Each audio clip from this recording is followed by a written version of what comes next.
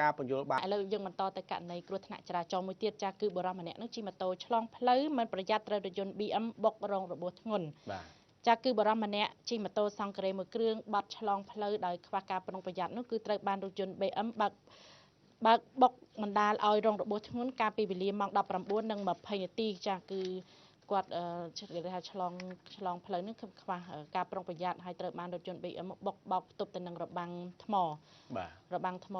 ពុះចែកទ្រូងផ្លូវហ្នឹងរងរបួសធ្ងន់ត្រូវបានរថយន្តសង្គ្រោះយកទៅសង្គ្រោះនៅមន្ទីរពេទ្យភ្លាមផងដែរចាសញ្ញោគាត់សញ្ញោយប់ឡើងអីចឹងចំការគាត់ភ្លេចបើកភ្លើងសញ្ញោឬក៏យ៉ាងម៉េចទេម៉ូតូរបស់គាត់ហ្នឹងហើយនៅឡានគឺកំពុងតែមកលឿនផងដូចថាអត់បានមើលឃើញក៏គៀបុកគាត់យ៉ាងពេញទំហឹងនោះគឺបោកផ្ទប់ទៅនឹងថ្មតែម្ដងហើយ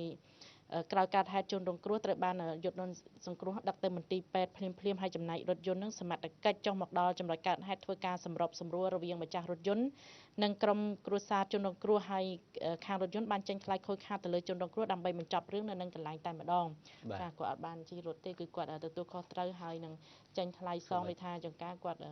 ឃើញគាត់រៀងមើលទៅនិយាយថាមិនដឹងធ្វើម៉េចដែរមិនដឹងធ្វើម៉េចអញ្ចឹងគាត់ចេញសងតែម្ដងទៅឧបទ្ទវហេតុចៃដន្យមិនមែនគាត់ចង់ទៅបុកទេម្ចាស់រថយន្តនោះតែសូមបងប្អូនទាំងអស់មេត្តាបង្កើនការប្រុងប្រយ័ត្នរកការបើកបរមិនមែនរថយន្តថ្មីរថយន្តទំនើបហ្នឹងមិនចេះបុកគេទេបើបុកកាន់តែខ្លាំងទៀតពូលឿនណាស់ចាហើយម៉ូតូទៀតសោតនោះក៏មិនថាយើងបន្ទោសតែលើឡានឬក៏ម៉ូតូនោះទេយើងប្រុងប្រយ័ត្នទាំងអស់គ្នាចាម៉ូតូយើងមុននឹងយើងឆ្លងហ្នឹងគឺយើងមើលឆ្វេងមើលស្ដាំហើយភ្លើងជាពិសេសភ្លើងនៅម៉ូតូយើងហ្នឹងត្រូវត្រួតពិនិត្យចាសញ្ញោហើយមិនមែនសញ្ញោឆ្វេងបាត់ស្ដាំទេចាបាទដូចកីឡាបដាល់សញ្ញោឆ្វេងវាយស្ដាំហើយមិនមែនសញ្ញោភ្លាមបាត់ភ្លាមទេចាំកាលហ្នឹងមិនបាត់ភ្លាមដល់ពេលគាត់សញ្ញោផ្លិតបាត់ផ្លិតហ្មងដល់ពេលទៅស៊ូគាត់ពួកឯងមិនធ្វើចឹងចុះចាំការបានបាត់ចុះបាទអញ្ចឹងហើយគឺសូមពីមេត្តាពិនិត្យរឿងហ្នឹងផង